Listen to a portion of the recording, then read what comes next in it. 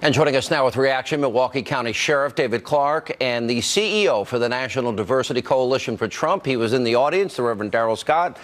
Reverend Scott, two things that stood out in my mind.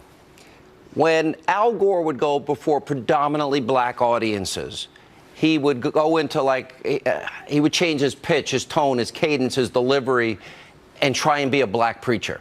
Hillary did the same thing. I played it many times. I think that's so condescending.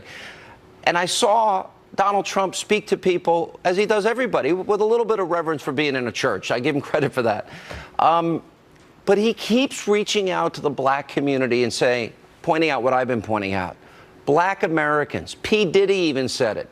They got shortchanged by Obama's promises. They're not better off. A 58% increase in the Obama years, black Americans now getting food stamps. A 20% increase, black Americans out of the labor force.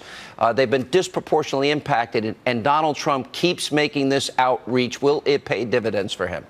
I think it will. I mean, Donald Trump is saying things that need to be said, but politicians don't like saying, especially if you're with the incumbent administration, because any disparities or disenfranchisement on behalf or on the part of black America reflects negatively on the current administration. I mean, it's been 8 years of this current administration, and this is where it has gotten us.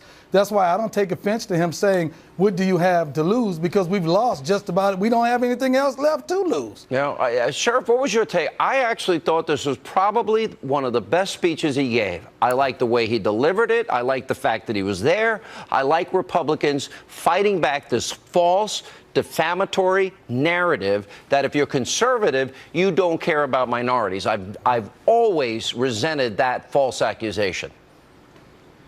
This has been nothing short of splendid. It even surprised me. And what I mean by that is I thought there'd be a little lag time, before we saw some results, but it seems to be happening. And I'm not talking about a huge shift, but black people just want to be talked to. What I got out of that whole speech, and I listened to it, but I like the tone at which he talked to us too. He talked to us like we're adults. He didn't talk to us like we're a bunch of infants. And he didn't show up in this very clumsy way like Mrs. Bill Clinton does, with a bottle of hot sauce in her purse and eating a plate of watermelon, and thinking that that's cool, or going into, like you said, am I allowed to laugh at this? No way tired. Do you guys notice Al Gore goes into a black church and he goes into that preacher and the glory of the Lord shall be, and Hillary goes in, starts. It's I ain't feel That's no very ways tired. What is that?